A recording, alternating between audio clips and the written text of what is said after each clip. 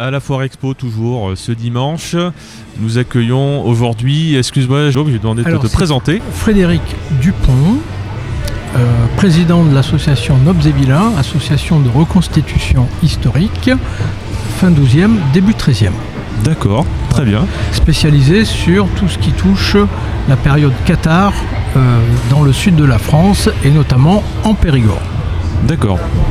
Est-ce que tu peux nous présenter un peu quel type de reconstitution, enfin à quel niveau de reconstitution cela se... Alors donc du coup on présente tout ce qui est l'habillement, l'armement, on fait des démonstrations de combat à pied, à cheval, donc on présente toute l'attirail du fantassin, sa manière de combattre, l'attirail de cavaliers légers venus de pays catalans pendant la période albigeoise qu'on appelait les percussores, avec des démonstrations à cheval d'armes âgées comme l'arbalète, le tir à l'arc, et on fait ça sur cible humaine directement. D'accord. Donc ça nécessite un entraînement spécial. Et après on passe sur ce qui est le fantassin, donc le soldat à pied, avec des démonstrations de combat à la lance, soit en groupe ou de manière individuelle. Vous êtes combien ? C'est variable d'une année à l'autre, mais on tourne à peu près aux alentours de 6 à 7 personnes. D'accord. Voilà. C'est des passionnés qui se regroupent ensemble. C'est ça, voilà. En fait, on pourrait appeler ça de la... comment je vous ai dit tout à l'heure, de l'expérimentation archéologique.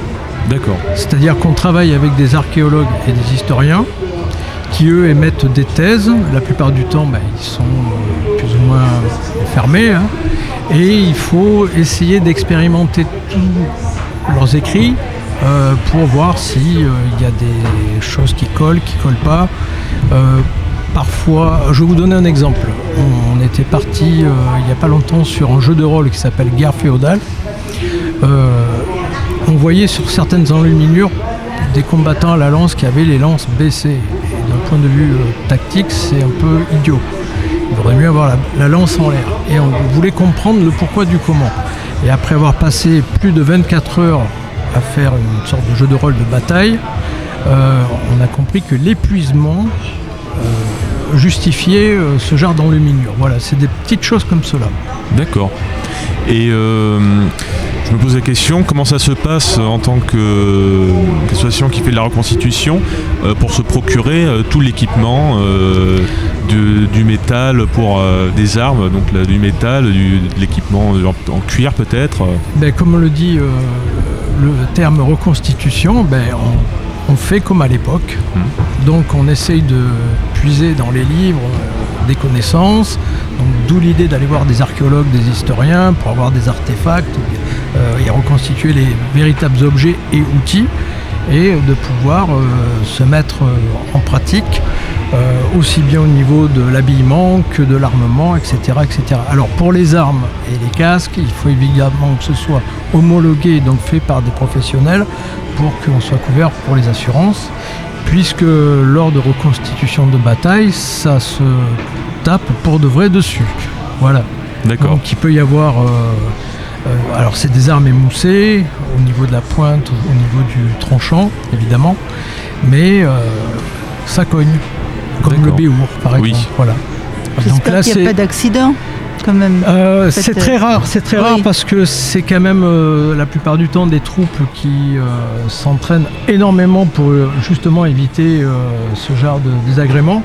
Oui. L'idée c'est de se faire plaisir avec les camarades et de reprendre le boulot le lundi comme tout le monde. Voilà. Ne pas être à l'hôpital. Et de ne pas être à l'hôpital. Donc un gros travail de fond sur l'habillement, sur l'ameublement, la vie de camp. La plupart du temps, vu que c'est des reconstitutions de bataille, ça se passe en plaine avec tout un campement et toute l'intendance et la vie du vilain qui va en accompagnant les seigneurs. D'accord. Donc il y a des hommes, il y a des femmes également. Il y a des hommes, il y a des femmes en intendance, des hommes en intendance. On peut peut retrouver dans certains cas des femmes qui vont se retrouver à cheval, mais on leur demandera de mettre un casque fermé, un homme fermé, vu qu'à l'époque les dames n'étaient pas conviées à la guerre. Bien qu'on ait des sources en Espagne d'ordre de chevalerie destinés aux femmes. Mais on n'en parle pas assez. Non, on n'en parle pas beaucoup. Alors que c'est un sujet on a eu vraiment... Jeanne d'Arc, mais avant Jeanne d'Arc, il y avait aussi... Voilà, il y a l'ordre de la hache qui est basé en Espagne, qui est une épopée. J'invite les gens à aller faire des recherches là-dessus. C'est vraiment, pour les dames, très gratifiant. Voilà. Avec plaisir. Et en dehors de tout cela, l'association présente des ateliers pratiques autour du travail du bois, de la calligraphie, du tissage en cartes et de la forge. D'accord, donc je vous ai vu derrière là-bas, le jeune homme qui fait justement du travail du bois. Mon fiston. D'accord, Voilà. c'est lui, d'accord. On est en famille. D'accord, en famille. Et un monsieur qui faisait de la calligraphie. C'était moi. C'était vous. Voilà. D'accord, je crois que vous aviez la capuche, alors oui, je ne vous ai pas reconnu. Oui, tout à fait, oui. Et votre femme donc? Qui était derrière moi, Muriel, qui elle fait à la fois le chevalier à cheval, mais avec le homme fermé, et qui fait des choses de dames nobles, comme le tissage aux cartes. D'accord. Voilà. Et c'est vous qui avez initié cette association alors, au départ? Voilà, c'est un ensemble de personnes qui se sont retrouvées autour de ce même projet. On retrouve ça dans bien des départements et dans bien d'associations de reconstitution historique, de toute époque, évidemment. On a à l'entrée des 39-45, voilà. Donc l'idée, c'est de faire perdurer des connaissances, des savoirs qui sont peut-être les bienvenus par les temps qui courent, de ne pas perdre certaines choses. Mais vous êtes calligraphe peut-être j'ai un petit commerce en ligne où je vends de l'ameublement médiéval. Je reconstitue des coffres médiévaux de transport et tout autre objet en lien avec notre période. Je travaille un peu de bouclerie, je fais des boucliers, des choses comme ça. Vous avez un savoir-faire. Voilà, c'est ça, tout à fait. Comment est-ce qu'on peut qualifier votre métier? C'est votre métier de créer ou ça reste du domaine de la passion C'est un ensemble de choses qui regroupent la passion, un métier d'art et puis quelques revenus. Mais je ne peux pas dire que c'est un métier à part entière. Il y a d'autres activités rémunératrices derrière. D'accord. Voilà. Et vous m'aviez dit que cette association existe depuis 2018 2019. On s'est rencontrés en 2018 et on a vraiment figé ce projet en 2019. Et elle a vocation à grandir, à se forcer. On recruterait des gens qui voudraient faire de la hommes, femmes, enfants peut-être aussi. Il y a des enfants, oui. On a déjà, on est en famille, donc les enfants sont initiés à la chose. Ils adorent parce qu'ils peuvent toucher des matières, des savoirs divers et variés qui sont des passe-temps peut-être plus intelligents que d'autres. Vous bougez beaucoup, vous participez à de nombreux événements? On a beaucoup bougé dans le sud de la France à une période, mais c'est pas rentable sur du long terme, c'est usant, c'est fatigant. Donc on essaye de ne pas aller au-delà de 2-3 heures de route et rester en local. D'accord. On essaye depuis l'année dernière, on est beaucoup dans les châteaux. Château de Biron, château de Bonaguil. Et on aimerait rentrer un petit peu plus dans les châteaux qui nous reviendraient un petit peu plus de droit pour parler d'histoire plutôt que des fêtes médiévales ou autres. Ouais.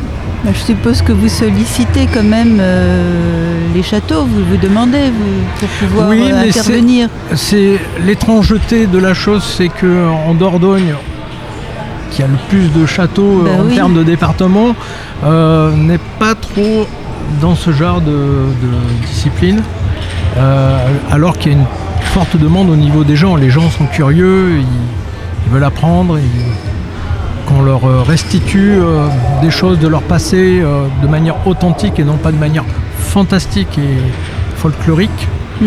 Alors des fois que ça peut se mélanger, un festival plus fantastique, bien sûr. On invite... À partir du moment où on définit les choses, il n'y a aucun souci, quoi. Vous, ce qui vous intéresse, c'est pas le fantasmé, c'est vraiment le...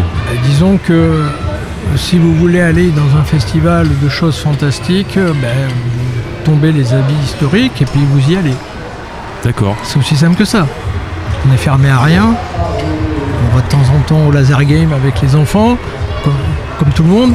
Mais quand on revêtit ses vêtements, on rentre dans un état d'esprit avec une discipline où on s'interdit énormément de choses. Vous essayez de vous coller, de vous ajuster au plus près de la vérité historique. Complètement. Que vous apportent tous les archéologues, les historiens. Exactement. C'est le but du jeu. C'est le but. Si un objet existait au XIIe siècle et qu'il existe encore au XIVe siècle, si nous on n'a pas de pièces de fouille au XIIIe siècle, on ne valide pas. Et on ne fait pas apparaître l'objet. D'où vient cette envie, cette passion ? C'est histoire de remettre un petit peu une certaine vérité au goût du jour, notamment sur les croisades albigeoises. On a notamment de très bons contacts avec la directrice et conservatrice du musée de Toulouse, Laure Barthé, avec qui on échange beaucoup sur cette période et qui, elle, avait mis en place une exposition, une reconstitution de cette période dans les moindres détails. Et quand on a passé, outre cuisance, le folklore autour des Cathares qui permet le tourisme et qu'on remet tout dans l'ordre, ça devient passionnant. Ouais. Mais c'est passionnant le catharisme. Et alors, les Templiers aussi seraient passionnants. Parce qu'on invente énormément de chimères modernes pour le tourisme. Oui. C'est bien, mais sur du long terme, ça ne marchera pas. Il faut remettre vraiment les choses. Il faut revenir aux sources. Il faut revenir aux sources. Comme pour tout. Comme pour tout, bien sûr. Voilà. Et c'est d'autres choses dont on pourrait parler, qu'on n'aurait peut-être pas abordé. Alors, dans les ateliers pédagogiques que nous présentons, le public a la possibilité d'essayer l'outillage, les pratiques et de se former sur place. On peut donner par le biais de l'association également des stages de formation. Et tout ça se passe où ? Ça se passe par chez nous, là-bas, dans le nord de la Dordogne. Du côté de Nontron. Du côté de Nontron. Ça s'appelle comment ? C'est une petite commune, Sault-Saint-Angèle, le Sault de l'Orange. Ah, Sault-Saint-Angèle. Donc quand vous n'êtes pas à l'extérieur pour un événement tiers, vous êtes basé dans le nord de la Dordogne. C'est ça, tout à fait. Ok. Voilà. Donc on peut aller vous voir, vous contacter. Vous contacter, on peut programmer des rencontres. Ça peut se passer de manière réellement historique, c'est-à-dire dans une vaste prairie où on monte le camp et on pratique à l'ancienne, on s'habille à l'ancienne, on mange à l'ancienne, on fait tout à l'ancienne. Connaissez-vous une dame du nom de Jeanne Meunier ? Ça me dit quelque chose. Qui fait de la... Alors, pas, entre autres, parmi d'autres choses, elle fait de la reconstitution de plats médiévaux. Et donc des habits jusqu'à la préparation, jusqu'à le four, aller chercher l'eau de puits, tout le processus est pensé pour être plus proche de ce qui se faisait à l'époque. Ça, c'est le genre de personnes que nous aimerions bien avoir dans l'association. On a, quand nous sommes sur les camps, tous les organisateurs nous proposent de manger avec eux et nous nous employons à avoir un chapiteau où il y a toute la préparation de la nourriture de camp, avec les herbacées, les légumineuses, tout ça, tout est cuit en conséquence, comme à l'époque, pour alimenter les troupes. D'accord. Voilà. Et ça serait le genre de personnes...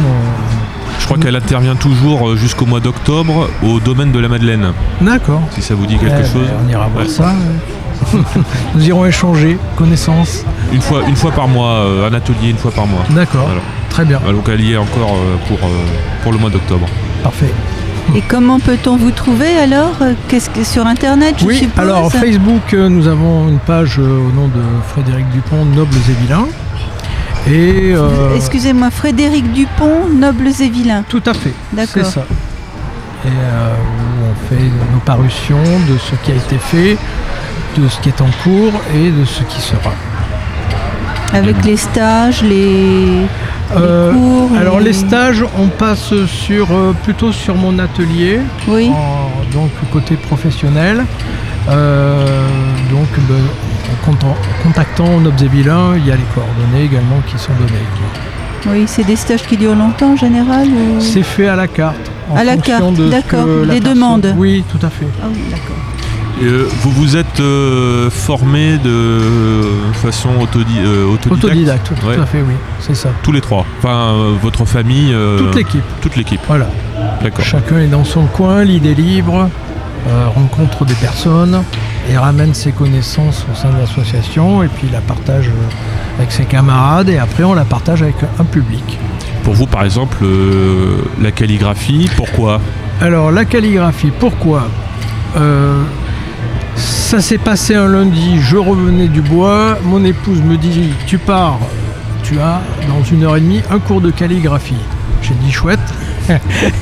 Quand je suis arrivé là-bas, je ne savais pas du tout à quoi m'attendre. J'ai eu un très très bon prof sur Périgueux et qui m'a transmis cette passion, parce que la calligraphie est vite une discipline gratifiante, parce que c'est beau, c'est magnifique. Et donc on peut très rapidement se faire plaisir en termes de hobby, de loisirs, de passion, et aller vers des résultats probants assez rapidement. D'accord. Voilà. Et à partir de là, ça m'a piqué et j'arrête pas. D'accord.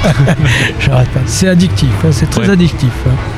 On a toujours envie de se dépasser, d'aller plus loin dans la beauté des ouvrages. Et puis voilà. Surtout que les ouvrages anciens étaient magnifiques. C'était magnifique. Et par exemple, j'ai échangé quelques mots avec votre fils tout à l'heure. Je me disais, il doit avoir peut-être une petite formation, peut-être un apprentissage en menuiserie pour travailler le bois et tout ça, mais non, pas du tout. Non. Donc c'est venu comme ça. C'est ça.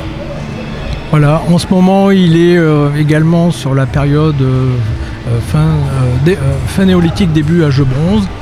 Donc il est en train à la maison de bidouiller des trucs avec des moules en sable, en argile, pour faire lui-même son bronze. Donc il vient me demander de lui éviscérer des fils électriques pour avoir du cuivre. Et il est en train de reluquer mes rares objets de valeur en étain à la maison pour faire son mélange. Bon, je sais qu'on va pas y réchapper. Couper des câbles. N'attaque pas le compteur électrique, dans le placard, c'est dangereux. Voilà. Tout à fait. Très bien. Voilà. C'est beau la passion. C'est ça. Ça illumine nos vies humaines. Et prochainement, est-ce que vous avez un événement particulier ? Oui, on va se retrouver au château de Bonaguil. Et pour finir la saison au mois de septembre, château de Biron. Donc les 2 prochains week-ends ?